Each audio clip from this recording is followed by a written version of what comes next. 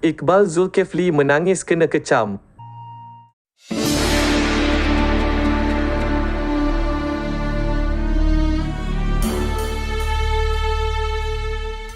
Setiap butiran kata yang terluncur dari bibir jejaka berusia 28 tahun itu tersusun. Orangnya naif, sopan dan tertib.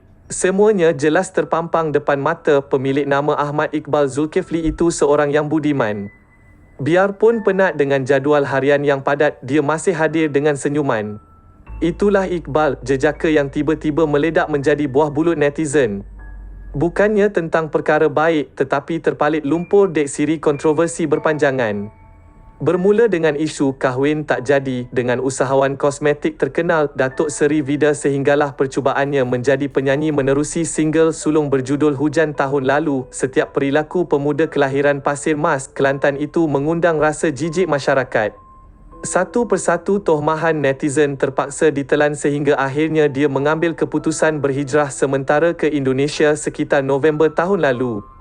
Kesal, terhina dan pedih akibat sering menjadi mangsa kecaman netizen, ketika itu Iqbal berasakan dirinya tidak lagi sesuai menetap di Malaysia. Gila harta, bercerita tentang isu kahwin tak jadi dengan Vida sekaligus menjadi asbab kebencian netizen. Iqbal masih bertegas perkara tersebut bukanlah gimik atau strategi konten pemasaran. Isu kahwin dengan Vida bukan satu konten. Itu adalah realiti. Saya juga pernah membawanya berjumpa dengan ibu di kampung. Saya pernah memberitahunya supaya melakukan yang wajib dahulu tanpa kontroversi. Sehinggalah sampai satu tahap saya difitnah dan dituduh gilakan harta orang, katanya. Disoal tentang keistimewaan usahawan berusia 51 tahun itu di matanya sewaktu itu, Iqbal berkata, Vida merupakan seorang wanita yang senang untuk diajak berbual. Saya tidak boleh untuk menyukai seseorang yang sebaya atau lebih muda daripada saya sebab rasa janggal kalau bercakap soal masa depan, katanya. Tutup buku lama, Iqbal berkata semuanya kini tinggal kenangan. Dia bahkan menyekat usahawan itu di semua platform media sosial termasuk menerusi WhatsApp. Bagaimanapun, saya tidak pernah berdendam. Saya beritahu kepada Vida bahawa saya akan ada ketika dia susah. Apa pun yang terjadi saya akan bantu. Cuma buat masa sekarang beri saya waktu sebab saya penat, ujarnya. Biarpun sering menunjukkan dirinya kebal dan kalis kecaman, Iqbal juga punya hati dan perasaan sama seperti insan normal lain. Air mata. Bahkan dek tidak lagi mampu menanggung beban kecaman ibarat air ludahan ke mukanya, Iqbal sering mengalirkan air mata menangisi perkara yang berlaku dalam hidupnya. Siapa yang tahan apabila setiap hari bangun tidur perlu membaca komen hentaman netizen? Kebanyakannya berbau negatif. Tipu kalau saya tidak menangis.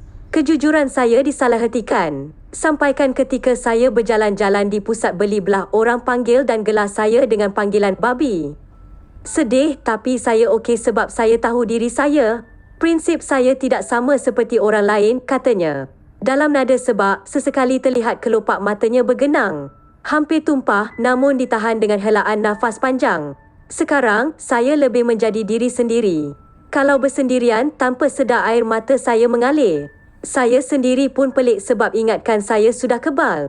Rupa-rupanya saya sedar bahawa saya juga punya hati dan perasaan. Sekuat-kuat insan bernama Iqbal, perasaan sedih itu tetap ada.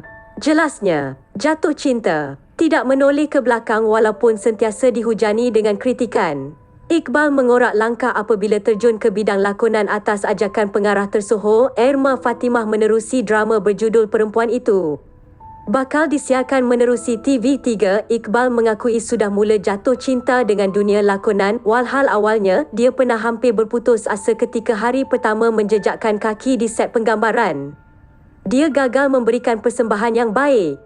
Berbanding nyanyian, lakonan dilihat lebih mudah kerana tidak memerlukan masa panjang untuk mendapatkan mood sewaktu berlakon. Hari pertama penggambaran, saya berasa sangat gugup sehingga terfikir telah menyusahkan pihak produksi. Ditambah untuk mendapatkan keserasian dengan pelakon lain. Saya hampir berputus asa dan nampak pelakon utamanya iaitu Zul Arifin resah. Tapi masuk hari kedua dan sehingga sekarang, proses penggambaran menjadi lebih mudah. Ramai terkejut dan berkata bahawa saya ada bakat berlakon. Kini lakonan sudah menjadi bidang baharu saya, katanya. Pernah dilabel perosak industri dek nyanyian sumbang dalam big stage, Iqbal sempat berpesan kehadirannya dalam dunia seni hiburan bukan jenayah, bukan juga perlu mendapatkan keizinan daripada sesiapa. Selagi saya boleh ke hadapan, saya akan lakukan. Saya selalu berdoa kepada Allah Subhanahu Wa Taala untuk menjadi seseorang yang dikenali suatu hari nanti. Tapi bukan dengan cara yang tidak sepatutnya. Alhamdulillah, jalan itu menjadi cepat walaupun terselit beberapa perkara tidak nak berlaku. Sebelum itu, jutaan terima kasih saya ucapkan kerana sudi subscribe channel saya. Syukran jazilan.